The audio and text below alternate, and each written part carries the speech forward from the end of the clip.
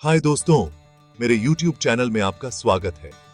आज हम जानेंगे कि आज के दौर में ज्यादातर बच्चों की नॉर्मल डिलीवरी क्यों नहीं होती, ज्यादातर लोगों की सिजेरियन डिलीवरी ही क्यों होती है। जानने के लिए चलते हैं वीडियो में। वीडियो को पूरा देखें, ये जानकारी आपके अवश्य काम आ सकती है।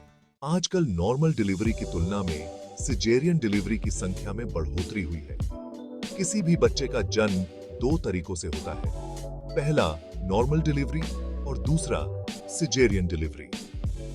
सिजेरियन प्रसव या सिजेरियन सेक्शन का अर्थ है कि आपके बच्चे का जन्म ऑपरेशन के जरिए होता है।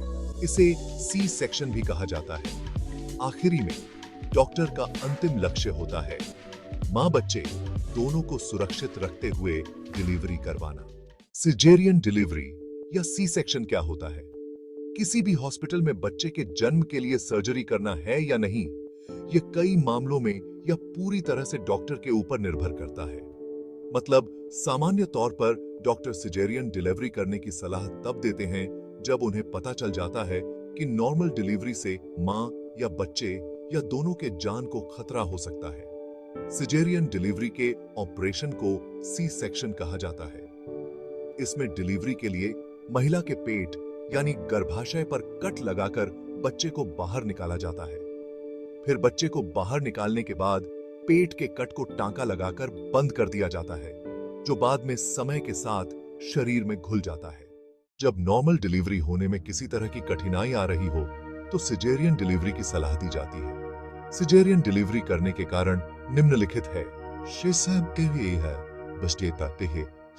जब पेट में बच्चे की पोजीशन सही नहीं हो, शिशु के गले में कॉर्ड यानी नाल उलझ गई हो, नवजात के दिल की धड़कन असामान्य हो, बच्चे को विकास संबंधी समस्या हो, पेट में दो या दो से ज्यादा बच्चे हो, पेट में शिशु को ऑक्सीजन की कमी हो रही हो, पहले से सिजेरियन या कोई बड़ा ऑपरेशन हुआ हो, शिशु का सिर बर्थ कैनाल से बड़ा हो, प्रीमैच्योर डिलीवरी जब शिशु 7 या 8 महीने का हो, महिला को स्वास्थ्य संबंधी कोई बीमारी हो जैसे बीपी, थायराइड या हार्ट रोग इत्यादि।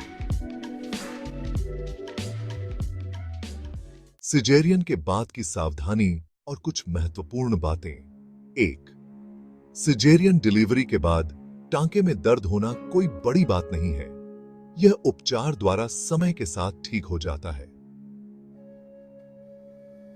आमतौर पर सिजेरियन टांके 4 से 7 दिन में ठीक हो जाते हैं, लेकिन पूरी तरह से ठीक होने में इन्हें 1 महीने तक का समय लग सकता है। 2. क्या आप जानते हैं सिजेरियन डिलीवरी कितनी बार हो सकती है? माना जाता है कि यदि किसी महिला की पहली डिलीवरी सिजेरियन होती है तो बाकी डिलीवरी भी सिजेरियन ही होगी।